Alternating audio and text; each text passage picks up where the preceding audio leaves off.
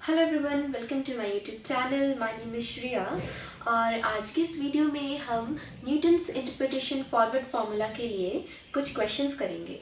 अगर आप ये वीडियो देख रहे हैं तो आप एक बार इस वीडियो से पहले मेरे एक वीडियो देखें जिसमें मैंने न्यूटन्स फॉरवर्ड फार्मूला की डेरिवेशन को अच्छे से एक्सप्लेन किया है। बिकॉज अगर आप इस वीडियो से पहले उस वीडियो को अच्छे से देखेंगे तभी आपको समझ लगेगा कि जो हमने फार्मूला डिराइव किया था वो किस तरह से किया था। ठीक है, तो चलिए देखते हैं। सबसे पहला हमारे पास कौन सा क्वेश्चन है। इस क्वेश्चन में हमारे पास एक डेटा गिवन है। ओके, इंटरवल्स में गिवन है, जैसे कि स्टूडेंट के मार्क्स दिए हुए हैं 30 to 40, 40 to 50, 50 to 60 and number of students दिए हुए हैं। ठीक है, बट क्वेश्चन ये है कि हमें बताना है 40 to 45 के बीच में कितने स्टूडेंट्स के मार्क्स थे।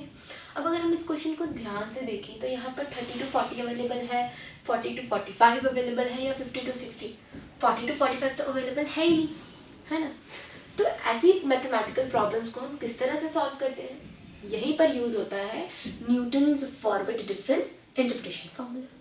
तो इसके लिए सबसे पहले हम स्टार्ट करेंगे। तो सबसे पहले हमें पता होना चाहिए कि हमने क्या क्या स्टेप्स करने हैं। सबसे पहले हम कम्युलेटिव टेबल बनाएंगे फ्रीक्वेंसी के लिए, उसके बाद हम इंटरपोलेशन अप्लाई करेंगे। और आपको पता है फार्मूले में क्या क्या टर्म्स चाहिए होती है हमें, डेल स्क्वायर, डेल क्यूब, जहाँ तक ये इवेल्युएट होगा वहाँ तक की वैल्यूज़ चाहिए होती हैं। तो चलिए बिना टाइम वेस्ट करे हम ये शुरू करते हैं। देखिए, सबसे पहले इसको मैं एक्सलेक्ट कर लेती हूँ मार्क्स को और नंबर ऑफ स्टूडेंट्स को वायलेट कर लेती हूँ। पहले तो मुझे इसके क्लास इंटरवल्स को चेंज करना होगा। ये डिस्ट्रीब्यूटेड में है ना। इसको पहले मैं सीक्वेंस में लिखती हूँ। सबसे पहले मैं एक्स ले लेती हूँ, मार्क्स अबव 30 से ज़्यादा मार्क्स यहाँ मेंशन कर दो, बट लेस देन, किससे लेस देन, पहले हम 40 ले लेते हैं, उसके बाद 50, उसके बाद 60, देन 70 एंड देन 80 आ गया। अब कॉरेस्पॉन्डेंस के नंबर स्टूडेंट्स लिख देते हैं। देखिए इसमें 31 है, यहाँ कितने होंगे 42 नहीं, क्योंकि अब मैं 50 तक, 30 से लेकर 50 तक टोटल लिखूंगी, तो इन दोनों को मैं प्लस करूंगी, ये बन जाएगा मेरे पास 73, है ना। इसी तरह से 60 वाले में 51 लिखूंगी, 51 प्लस 73 करूंगी, क्योंकि मुझे यहाँ से लेकर अब यहाँ तक, पहले यहाँ से यहाँ तक था, फिर यहाँ से यहाँ तक आया, फिर यहाँ से यहाँ तक, पहले टोटल करना है मुझे। ठीक है, तो ये मेरे पास बन जाएगा 124। ओके, इसी तरह से नेक्स्ट देख लेते हैं। इन दोनों को प्लस करें तो ये बन जाएगा 159, उसके बाद ये बन जाएगा मेरे पास 190। ठीक, तो ये मेरे पास एक्स और वाई की वैल्यूज आ गई। है, अगला स्टेप क्या होता है, डेल वाई कैलकुलेट करना है हमें, है ना, वो भी कर लेते हैं। डेल वाई की कोई मुश्किल काम नहीं है, बस हमें क्या करना है, सक्सेसिव में से उसको माइनस करना है। ठीक है, एक स्टेप में से इसको माइनस करना है। लिखने का ध्यान रखना कि किस तरह से लिखना है, सेंटर में लिखते होते हैं हमेशा जब टेबल बनाना है, डिफरेंस फॉरवर्ड डिफरेंस टेबल बनाना है। मैं इसका नाम फॉरवर्ड डिफरेंस टेबल है, आप अलग से बनाना, पहले इतना टेबल बनाना कम्युलेटिव टेबल, उसके बाद से फॉरवर्ड डिफरेंस फॉर्मूला का टेबल बनाना। ठीक है, जैसे अगर मैं इसको इसमें से माइनस करूँ तो मेरे पास बचेगा 42। अब इन दोनों के सेंटर में लिखूंगी मैं, मेक श्योर। फिर उसके बाद मेरे पास बनेगा 51 बचेगा, उसके बाद बचेगा 35 और उसके बाद इसको माइनस करेंगे तो 31, यही बचेगा।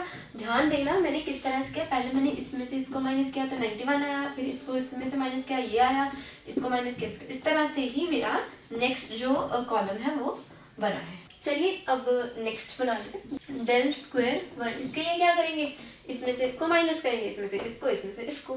सबसे पहले इसको कर देते हैं तो आएगा 9, इसको करेंगे तो देखिए माइनस में आएगा -16, माइनस भी साथ लेना है, मेक श्योर। ओके, अब इसमें से इसको करेंगे, ये भी माइनस में आएगा -4। 31 माइनस 35 करेंगे ना, ये ध्यान में यहाँ पे लिख देती हूँ, 31 माइनस 35 यहाँ पर आया था, 35 माइनस 51 यहाँ से, तो कंफ्यूजन नहीं होनी चाहिए कोई। चलो ये हो गया, ये मेरे पास आ गई डेल स्क्वायर वाई। अब हम नेक्स्ट बनाते हैं, वो होगी डेल क्यूब वाई। जब तक एक नहीं आ जाता बना ही जाओ। अब इसमें से इसको माइनस करो, मतलब -16 -9, तो ये बन जाएगा मेरे पास -25, है ना। ये बनाओ -4 माइनस माइनस माइनस प्लस हो जाएंगे, +16, तो ये बन जाएगा मेरे पास 12। ये आ गया डेल क्यूब वाई। अभी भी 2 है, एक बनेगा अभी भी, ठीक है ना, ध्यान रखना है, एक तक लेके जाना है। अब देखते हैं नेक्स्ट बनेगा del पावर 4y। अब इन दोनों को माइनस करो, 12 माइनस माइनस 25, मतलब ये प्लस हो जाएगा, 12 प्लस 25, ये बनेगा मेरे पास 37।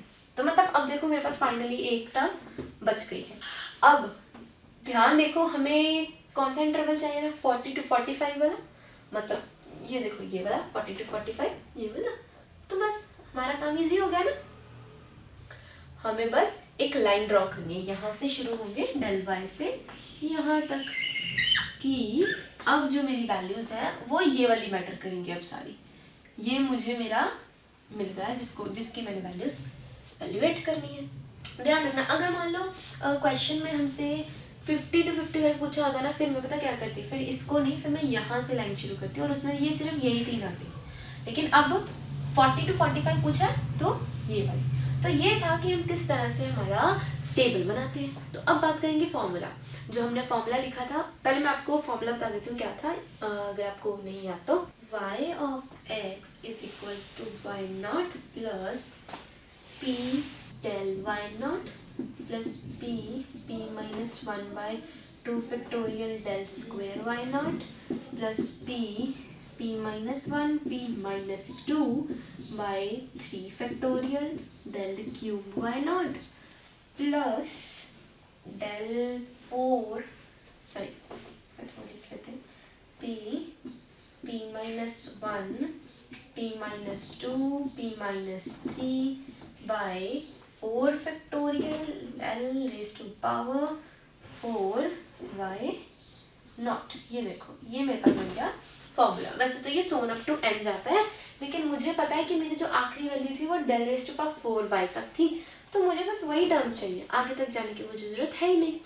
अब जरा हम ये वैल्यूज़ निकाल लेते हैं कैसे। एक तो हमें चाहिए y not del y not, वो हमारे पास है, सारी वैल्यूज़ हैं, यहीं से निकलेंगी, बता दूंगी कैसे। अब हमें चाहिए मेन p की वैल्यू, p भी तो चाहिए ना।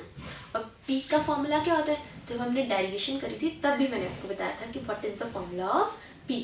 p होता है x minus x not by H. यहीं पर कैलकुलेट कर लेते हैं, तो p होता है x minus x not by H. अब ये x h नॉट ये सब क्या है, सबसे पहले तो मैं ये बता दूं, जो हमने इंटरवल किया था ना, सबसे पहले ये यहीं से देख लो, ये जो x40 है ना, जहाँ से हमारा स्टार्ट हो रहा है ना, ये हमारे पास x नॉट होता है, ठीक है, ये याद रखना, ये हमारे पास x नॉट होता है, ये चल रहा है। और उसके बाद क्योंकि ये जो होता है वो y नॉट होता है और इसके ऑल्टरनेट जो सामने वाला वो x नॉट होगा। अब x क्या होगा, हमारा इंटरवल क्या था, 40 to 45 का इंटरवल था, है ना। और इसमें ये वाली टर्म x नॉट होगी और जहाँ तक का था वो x होता, ठीक है। तो मतलब x क्या है मेरे पास 45, x नॉट क्या है यहाँ से 40। अब कौन रह गया h क्या है, अब देखो h जो है वो ना डिफरेंस होता है, कितने का इंटरवल है क्लास इंटरवल में। जब मैंने क्वेश्चन लिखा था स्टार्टिंग में तो कितने का गैप था, 40 to 50, 50 to 60, 60 to 70, 70 to 80, मतलब कितने का हाइट था बीच में, 10 का ना, है ना। तो इसलिए h क्या मेरे पास आ जाएगा, डिफरेंस बताना, मतलब h इज 10। तो यहाँ वैल्यू पुट करते हैं, x क्या है 45 माइनस 40 बाई 10, तो ये बना मेरे पास 5/10 यानी कि 1/2। तो ये आपके पास आ गया h, ये आपके पास आ गया p, इसको हम 0.5 में लिख सकते हैं 0.5। चलो अब हमें p तो मिल गया, रह गई बाकी की वैल्यूज y नॉट, वो तो हमें यही से मिल जाएगी। देखो ये जो y नॉट है वो ये वाली टर्म है, ठीक है, और del y नॉट ये वाली टर्म है, del स्क्वायर y नॉट ये वाली टर्म है, और del क्यूब y नॉट ये वाली टर्म है, और del 4 y नॉट ये वाली टर्म है। अब यही उठा के मुझे इसमें पुट करनी है, सिंपल है, करते हैं पुट। हम एक काम करते हैं, हम यहाँ लिख के रख लेते हैं, जो हमारे पास y नॉट है वो है 31, del y नॉट जो है वो है 42, del स्क्वायर y नॉट जो है वो है 9, और del क्यूब y नॉट जो है वो है हमारे पास -25, del 4 y नॉट जो है वो है हमारे पास 37। तो ये सारी वैल्यूज मैंने यहाँ लिख के रख ली है, ताकि जब हम वैल्यूज पुट करेंगे तो ज़्यादा मुश्किल नहीं आएगी। अब जो हमारे पास फॉर्मूला है बस उसमें हमें वैल्यूज पुट करे जाना, हमारे पास आंसर आ जाएगा, ठीक है। मतलब कैलकुलेशन पर ध्यान देना, क्योंकि कैलकुलेशन में ही मिस्टेक हो सकती है, फॉर्मूला बहुत ईजी है, फॉरवर्ड के लिए। चलिए y ऑफ x, अब x की जगह यहाँ पर क्या है, x हम क्या लेके चले थे 45, तो y ऑफ 45 क्या बना मेरे पास y नॉट यानी 31 plus p y not, p क्या था 0.5 इंटू डेल y नॉट क्या है 42, ठीक है, ये होगी second term, plus p minus 1 यानी पहले 0.5 फिर 0.5 minus 1 by 2 factorial, del square y naught है, डेल स्क्वायर वाई नॉट क्या है मेरे पास 9, ओके, प्लस क्या आएगा नेक्स्ट टर्म क्यूब वाली टर्म, इसमें क्या आएगा पहले 0.5 और फिर एक माइनस होगा, फिर एक और माइनस होगा, और नीचे क्या आएगा 3 फैक्टोरियल, साथ में कौन मल्टीप्लाई होगा डेल क्यूब बाय, ये रहा del cube by minus 25, plus अब आएगी हमारे पास फोर्थ टर्म, वो आएगी 0.5 minus 1, 0.5 minus 2, 0.5 minus 3, so on up to 4 factorial, ठीक है, और साथ में आएगा 37, यहाँ लिख देते हैं हम इसको, मल्टीप्लाई हो रहा है, ठीक है, पूरी टर्म के साथ हो रहा है मल्टीप्लाई, तो ये मेरे पास बन गई पूरी टर्म। अब इसको सॉल्व पता, ये तो चलो सबका अपना अपना मेथड होता है कैलकुलेशंस का, लेकिन ना बेस्ट ट्रिक बताऊँ, सबसे पहले फैक्टोरियल्स खोल के जहाँ जहाँ कटिंग हो रही है ना उनकी कटिंग कर दिया करो, ठीक है, तो this will become 31 as it is, plus इसकी कटिंग हो जाएगी, क्योंकि अगर मैं इसको 1/2 भी लिख लेती तो कटिंग होकर ये बन जाना था प्लस 21, प्लस अब ये देखो यहाँ पर बनेगा 0.5 एज इट इज लगा देते हैं, साथ में ये बन जाएगा मेरे पास माइनस ऑफ 0.5, ठीक है, बिकॉज 1 हो जाएगा, और साथ में है 9,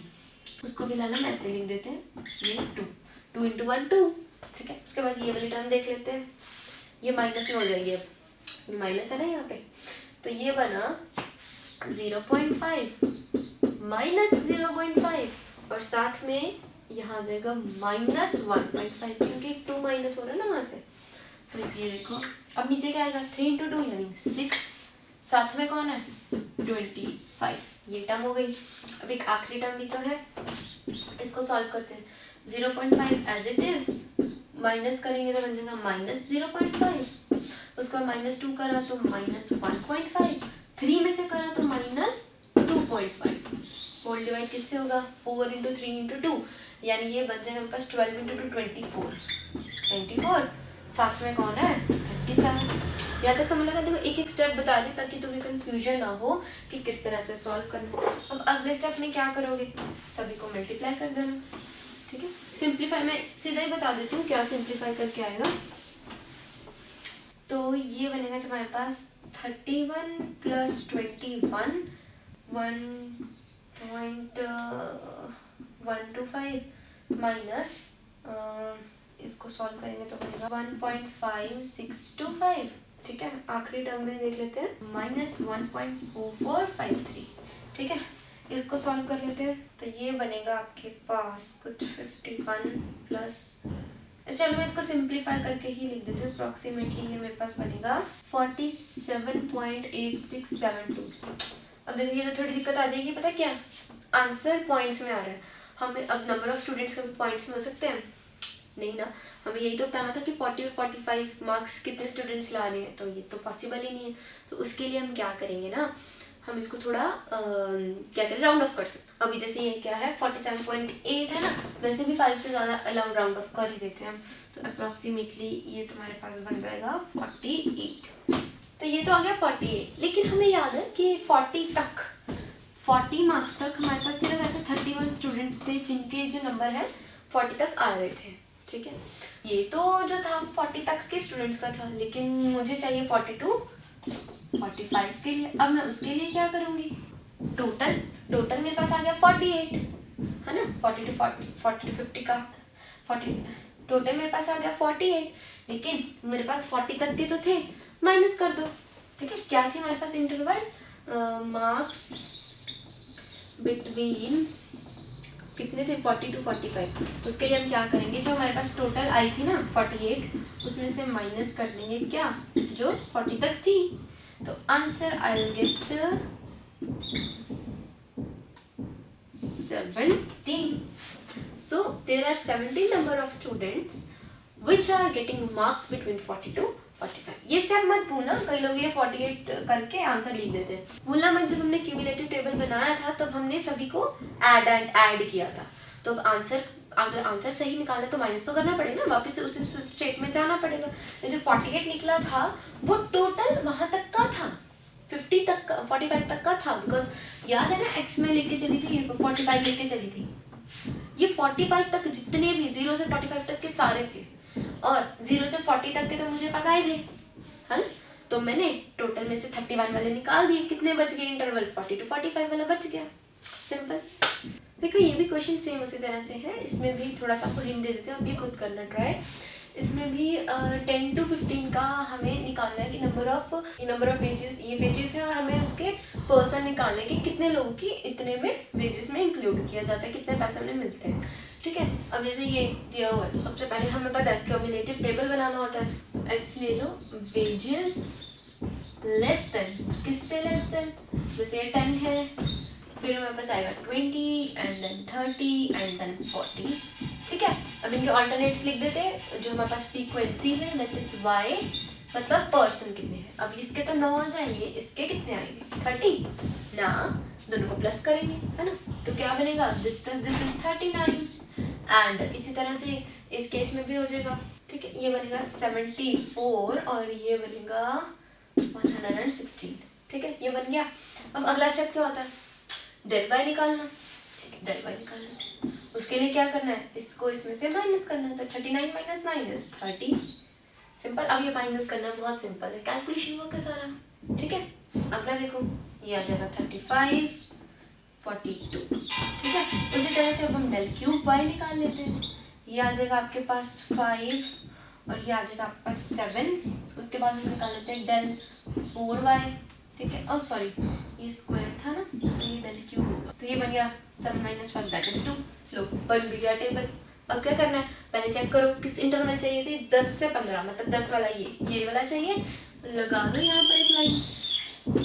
ठीक है, अब सबसे पहले हमारे पास जो वैल्यूज है वो लिख लेते हैं। क्या क्या वैल्यूज गिवन है हमारे पास? डेल वाई, तो x हो जाएगा मेरे पास 15, x नॉट हो जाएगा मेरे पास 10। p आ जाएगा, अब यहाँ से है ना p निकाल लेते हैं। तो p बनेगा मेरे से 15 - 10/h। h तो गिवन ही है, देखो पता ही लग रहा है 10 का है ना गैप। तो ये बन जाएगा 5/10, अगेन 0.5 आ गया। ठीक है, उसके अलावा और जो चीज़ें हैं, डेल वाई ये गिवन है, डेल स्क्वायर वाई ये गिवन है, डेल क्यूब वाई ये गिवन है। ठीक है, फटाफट से फॉर्मूला में वैल्यू पुट कर देते हैं। फॉर्मूला आपको याद होगा, बस वही वैल्यूज उठा के हमें पुट करनी है। क्या था formula? y of x is equals to, सबसे पहले आता है y टर्म, और वो यहाँ पर मैंने लिखा ही था 9, उसके अलावा प्लस p क्या था? 0.5 बाय डेल y, यानी ये आ गया 30 प्लस p -1 देन 0.5 - 1, साथ में नीचे आ जाएगा 2 फैक्टोरियल, मल्टीप्लाई किससे होना है? 5 से, प्लस थर्ड टर्म। अब देखो ये डेल क्यूब तक ही जाएगा, इसमें डेल 4 वाली टर्म की जरूरत ही नहीं है, तो ये है तो डेल क्यूब पे ही खत्म हो गया ना। तो ये बन जाएगा 0.5 और 0.5 - 1, 0.5 - 2 बाय 3 फैक्टोरियल। मल्टीप्लाई करेंगे हम इसको 2 से। ठीक है, इसको फटाफट से सॉल्व कर दो। क्या बनेगा? देखो 9 प्लस, ये तो कटिंग कर दूंगी मैं इनकी, तो बन जाएगा 15 प्लस, अब यहाँ पर भी कटिंग हो जाएगी, ये बन जाएगा 0.5 इंटू माइनस 0.5 बाय 2 इंटू 5, और इस इधर क्या होगा? यहाँ पे देख लो 0.5 into minus 0.5 into minus 1.5 by 3 का फैक्टोरियल है, इसको मैं 3 इंटू 2 लिख सकती हूँ। 3 इंटू 2 और 2 तो यहाँ पर भी था, तो 2 से 2 कट जाएगा, अकेला नीचे 3 बच जाएगा। तो मतलब इसको सॉल्व करने के बाद मेरा आंसर आएगा 23.4 समथिंग। तो कैलकुलेट कर लेना आप इसको। अब देखो पर्सन फिर से हो नहीं सकते ना, वेजेस पर्सन फिर से फ्रीक्वेंसी, देखो जो पर्सन है वो पॉइंट्स में तो हो नहीं सकते, मतलब फ्रैक्शन में तो हो नहीं सकते, तो इसको अप्रॉक्सीमेट दे दो 24। अब ये तो आया मेरा कहाँ तक था? x तक, मतलब y ऑफ x में क्या लेकर चली थी? 15 तक था। मुझे कहाँ तक चाहिए, 10 से 15। 10 तक का मुझे पता था, 10 तक का 9 है और 15 तक का 24 आ गया। तो 10 to 15 का क्या होगा, 24 माइनस 9, यही होगा। 24 माइनस 9 ही होगा, है ना, बिकॉज 24 कहाँ तक का था, 15 तक का, 10 तक का था 9। अब उनके बीच वाला निकालने के लिए उनको माइनस करना पड़ेगा। आंसर मेरे पास आ जाएगा 15। तो आप लिख सकते हैं 15% गॉट वेजेस कहाँ तक, बिटवीन 10 to 15। ये लास्ट स्टेप मैं हमेशा कहती हूँ, भूलना नहीं है, बिकॉज ये सबसे इम्पॉर्टेंट स्टेप है। तो आई होप आपको ये दोनों सम्स अच्छे से समझ लगे हों। अगर आपको कोई भी डाउट हो तो आप कमेंट्स में पूछ सकते हैं। जो इसके बाकी सम्स हैं वो भी इसी तरह से होते हैं, कोई एक्स्ट्रा मेथड नहीं है, बस यही मेथड लगाना है, कुछ नहीं। पहले कम्युनिटी टेबल बनाओ, डिफरेंस मेथड बनाओ और फिर उसके बाद वैल्यूज़ को फॉर्मूला में पुट कर दो। तो आई होप आप सबको ये समझ लगा हो। Thank you and have a nice day, good bye.